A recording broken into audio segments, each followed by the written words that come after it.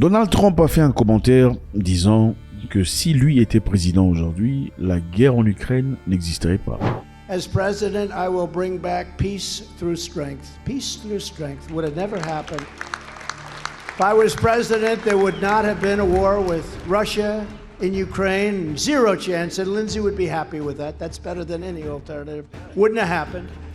And I will say this, even now, despite tremendous loss of lives and destruction of much of that country, I would have a peace deal negotiated within 24 hours. You could make a peace deal, you could make a deal for both right now, 24 hours.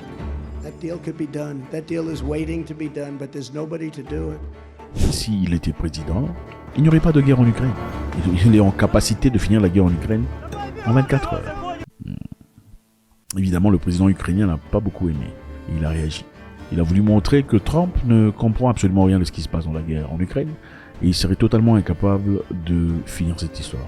Et on a saisi l'occasion pour remercier le président Joe Biden parce qu'il a compris ce qui se passe en Ukraine et tout le bazar. Évidemment, c'est une façon de dire merci pour les armes, merci pour les munitions.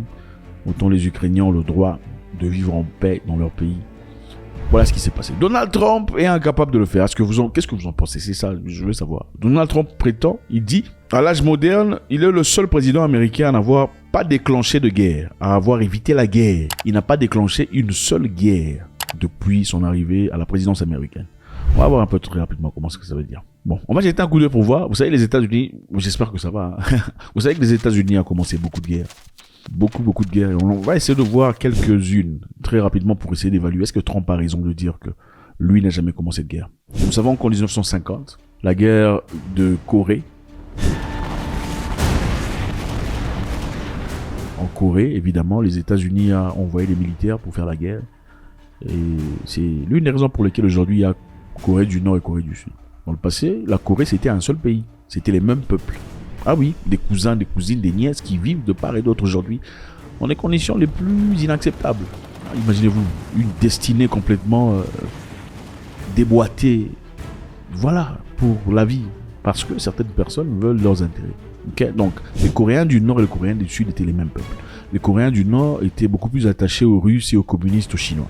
Les Coréens du Sud avaient l'habitude de, évidemment, ils ont adopté la mentalité western, tout le bazar, les tatouages, les papa, les changements de quoi. Si tu as le visage penché, on peut arranger ça. En Corée du Nord, ce n'est pas nécessairement comme ça. Et évidemment, aujourd'hui, c'est deux pays totalement différents. En 1954, les États-Unis ont commencé la guerre, encore au Vietnam. Nous avons tous grandi regardant les films de Vietnam, vous en souvenez? C'est quand même bizarre ces guerres de Vietnam, où les gentils étaient toujours américains et les méchants étaient toujours vietnamiens. Hein? Vous vous en souvenez? Film de Chuck Norris, Commando, Délibération Julie. Hein, qui a regardé ce film-là? La belle époque. En réalité, les Vietnamiens étaient victimes. Si vous suivez l'histoire de manière cohérente, on voulait séparer le Vietnam comme on a séparé la Corée. On voulait Vietnam du Nord pour communistes et Vietnam du Sud pour eux. À apporter leur mentalité, à apporter leurs histoires. Les Vietnamiens étaient soumis. Ils se sont battus pour leur terre. Okay, les Américains ont fait des choses incroyables au Vietnam. On a balancé des trucs inacceptables. Mais les Vietnamiens étaient sereins et courageux. Voilà pourquoi quand les gens me disent « Oh non, notre pays n'a pas d'armes », voilà tout ça. C'est la bêtise. Vous n'êtes pas armé mentalement. Vous n'êtes pas. Pour être armé, il faut d'abord être armé mentalement, avant d'être armé matériellement et physiquement. Je n'encourage pas ce qui se passe ailleurs. Mais regardez les endroits où les gens sont terrorisés. Les pays où les gens sont en apartheid. Des pays où les gens sont opprimés. Vous allez voir, ils font des actions. Mais vous allez voir des gens ici, dans certains pays, oh non, on n'a pas d'armes, on ne peut pas se défendre. Non, vous êtes des poltons, des pays, c'est tout. Un homme courageux va se battre même à main nue. Un homme courageux se battra même à main nue. Il y a un héros là en Amérique du Sud. Il est parti se battre pour son pays il y a très longtemps. Je vais déjà raconter l'histoire parce que je le ferai encore. Il est parti se battre pour son peuple quand les Blancs arrivaient, les colonisateurs. Il s'est battu. Il était tellement fort, on l'a coupé ses mains. Parce qu'il finissait, on l'a attrapé, on l'a coupé ses mains. Mais on l'a coupé ses mains, on l'a pas tué. Il est rentré chez ses frères, on l'a pris, on l'a soigné. Au lieu d'abandonner la guerre, disons on m'a coupé les mains, il a pris des trucs, il a mis des fourches, hein, comme des fourchettes, de grosses histoires en fer. Il est parti se battre. C'est de là qu'est né le film de X-Men avec le monsieur là, comment ça s'appelait, Wolverine. C'est de là que l'histoire de Wolverine, c'est l'histoire d'une personne vivante. Wolverine a été inspiré par une personne vivante d'Amérique du Sud. Imaginez une personne qui va en guerre sans main. Et vous plairez, non, on n'a pas d'armes. Oh, mais bah, voilà. Continuons notre histoire. En 1990, George Bush Senior a commencé la guerre contre le feu Saddam Hussein parce que l'Irak avait pris possession d'une partie du Koweït. Le Koweït avait le pétrole, les Américains voulaient le pétrole, et voilà, ils ont venu attaquer, ils ont fait la guerre. Just 2 hours ago, Allied air forces began an attack on military targets in Iraq and Kuwait. Après ça, c'était l'Afghanistan en 2001. Vous savez ce qui s'est passé avec les World Trade Center. Ok, on voulait la guerre contre Al-Qaïda, c'était contre tout ça là. Vous savez comment ça se passe. On est parti en Afghanistan. Ensuite, on est parti en Irak. On a accusé l'Irak de posséder d'armes de destruction massive. Il faut dépouiller l'Irak. L'Irak a des armes inacceptables. Mais bon, jusqu'à là, on attend qu'on nous montre les armes. Le président Bush lui-même a dit, bon, on n'a jamais vu d'armes là-bas. Those weapons of mass destruction got to be somewhere.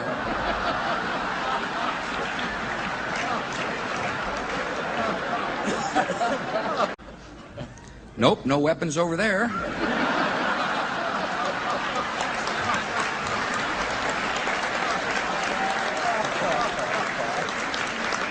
Maybe under here. Le président Bush a dit, on n'a jamais trouvé des armes. On s'est trompé. Et Tony Blair a dit, on s'est trompé. I apologize for the fact that the intelligence we received was wrong. I can also apologize, by the way, for some of the mistakes in planning. Bref, après ça a été le départ de Kadhafi. Kadhafi qui s'est battu et a lutté pour beaucoup de pays africains d'ailleurs. Il a payé des dettes de certains pays en Afrique, ouais, dettes à la Banque mondiale. Kadhafi est celui qui a acheté le satellite dont vous connaissez, qui vous permet aujourd'hui de faire usage de votre GSM à prix réduit. Ceux qui connaissent dans les années 90, le prix du téléphone. Le téléphone portable, c'était pas pour tout le monde. Attendez, téléphone portable. Mais c'est grâce à Kadhafi que le prix a été réduit. Kadhafi aussi avait initié l'histoire du dinar, c'est-à-dire il voulait que les Africains soient puissants, dans le sens où on va faire usage du dinar, on va se servir de l'or pour échanger, pour pouvoir évoluer. On n'a pas aimé ça, parce que s'il faut se servir de l'or pour échanger, c'est-à-dire que le plus fort, le plus puissant, c'est celui qui a de l'or. C'est Obama qui a fini Kadhafi, n'est-ce pas? Ce n'était pas Trump. Et je comprends tout à fait, beaucoup de personnes n'aiment pas Trump parce que apparemment Trump est raciste, apparemment Trump est trop fort dans ses paroles, il est patriote, tout ça. Bon, Trump ne veut pas des étrangers. Bon, écoutez, Trump ne veut pas des étrangers, d'accord, mais restez chez vous, restez chez vous. Trump, c'est quoi le problème? Trump veut que vous restiez chez vous, construire chez vous. Ou au moins rester dans votre continent, améliorer chez vous. Restez chez vous. Pourquoi vous vous fâchez? Trump, c'est un peu comme Marine Le Pen aussi. Ils ne sont pas méchants ou racistes en disant restez chez vous. Non. Et puis vous n'allez pas vous servir seulement, vous êtes venu piller chez nous. Non. Améliorez chez vous. Il faut remettre en compte vos dirigeants s'ils sont des voleurs, des malhonnêtes. C'est vous qui laissez ces gens au pouvoir. Ils sont vos oncles, vos cousins. C'est vous. C'est ça là. Ils sont de votre tribu. C'est ça. Mais vous vous plaignez quand même. Restez chez vous, améliorez votre pays. Trump n'a pas tort. Vivez chez vous, développez-vous chez vous, faites chez vous. L'intelligence que vous avez acquis à l'étranger, rentrez chez vous. Il n'a pas tort. Moi, je vois pas, il n'y a pas de racisme là. C'est vous inciter au travail. D'ailleurs, en réalité, si vous regardez bien, Donald Trump a fait beaucoup de choses pour les Africains américains. Beaucoup mieux que votre ami Obama a fait. Vous réclamiez Obama, tout ça. Obama, ce n'est pas un noir. Non, sa mère est blanche. Je comprends pas pourquoi il y a cet attachement spécial à Obama, ils sont foutés éperdument de vous. Donald Trump n'a commencé aucune guerre, c'est ça la réalité. On n'a pas cité les présidents malheureusement. Il n'a commencé aucune guerre. D'ailleurs, je vous rappelle ici que Donald Trump est le seul président américain des temps modernes qui soit parti en Corée du Nord. En Corée du Nord. Donc le jeune a fait confiance à Trump au point où il a traversé lui-même en Corée du Sud. Oui, moi je pense qu'il était capable. Si Trump était là, certainement, il n'y aurait pas de guerre en Ukraine. Parce que voilà, la guerre en Ukraine, c'est du business. La guerre en Ukraine, c'est du business. C'est du business pour les vendeurs d'armes, qui se font beaucoup d'argent à travers cette guerre, évidemment. C'est du business parce que les gens dans le Congrès américain se font de l'argent à travers le stock. Ils achètent de stock des compagnies d'armes. Quand les bombardements commencent, les stocks montent. Ils achètent des stocks. La guerre va finir comment? Donald Trump n'est pas venu en politique pour se faire de l'argent. Voilà pourquoi moi je pense que il est essentiel qu'un politicien, en tout cas, qui veut être président de la République, qu'il soit quelqu'un qui a déjà de l'argent. Je pense que c'est très important. Je sais que c'est difficile, mais soit tu as une très belle moralité, mais malheureusement en Afrique, c'est très difficile de trouver des gens pareils. Mais une personne qui a de l'argent, pour la plupart, a très peu de raisons, pour ne pas dire pas des raisons, il a très peu de raisons d'être en pouvoir seulement pour voler. Parce qu'il a déjà l'argent. Il n'y a plus rien qui ne le surprend. Il n'est pas dans un concours d'acheter des bus, des voitures, des maisons. Ce n'est pas ce qui l'intéresse. Principalement, il y a le pouvoir évidemment, il y a la capacité d'obtenir beaucoup plus de choses, c'est vrai, mais il est décomplexé par rapport à un villageois dans le coin où vous prenez là-bas, il devient député, tout ça. Il ne fout absolument rien, il ne fait que manger, somnoler, dormir. C'est ça. La question est très simple. Demandez à vos députés, à tous vos membres de gouvernement, est-ce que tu travaillerais en politique ou en gouvernement si on ne te donnait rien comme salaire? Vous ne le ferez pas. Posez la même question je sais que vous vous dites, qui travaille pour rien? Ok. Posez la même question aux enseignants. Dites à un enseignant, est-ce que tu travaillerais toujours comme enseignant, même si on te paye rien? La réponse est oui. Parce qu'il y a une présence spirituelle dans ce domaine qu'on néglige malheureusement aujourd'hui. Regarde leur salaire. Il y a les enseignants, les infirmiers, toutes ces personnes-là. Ce sont des gens nobles. Et je pense que l'Afrique n'ira nulle part dans ce cas. Aussi longtemps qu'on protégera des gens qui sont de votre tribu, voterez des gens qui parlent votre langue maternelle, faites seulement votre royaume. Prenez-vous entre vous, dans votre tribu, faites votre pays. Comme ça, vous allez avancer. C'est simple. Donald Trump finirait-il la guerre en Ukraine? Je ne sais pas. Mais ce qui est intéressant, c'est nous savons qu'il n'enverrait pas des parts ou des opportunités pour faire la guerre pour l'argent. Ça, c'est sûr. Merci infiniment, les amis. C'est toujours avec beaucoup de plaisir. Zelensky dit Trump n'a pas raison. Trump dit, lui, s'il était président de la République, il n'y aurait pas de guerre en Ukraine. Zelensky pense que Trump se trompe. Je sais que beaucoup ici n'aiment pas Trump parce qu'on dit qu'il est raciste. Non, le raciste, c'est pas seulement parler de manière flamboyante ne veut pas nécessairement dire qu'on est... Il faut écouter le contexte dans lequel on s'exprime. Il n'y a que la population afro-américaine qui profite des trucs gratuits aux États-Unis. C'est ça. Les blancs ne le font pas. Ce sont seulement les noirs qui veulent des trucs gratuits. Oh, il n'y a pas de mari à la maison, on va te payer par tête. Donc tu as 5 enfants, tu as 5 paiements différents parce qu'il n'y a pas de mari. C'est quelle mentalité d'esclave ça? Je suis certain que papa Thomas Sankara est en train de se retourner dans sa tombe. Vous allez chez les gens, vous quittez votre pays pour aller devenir des mendiants.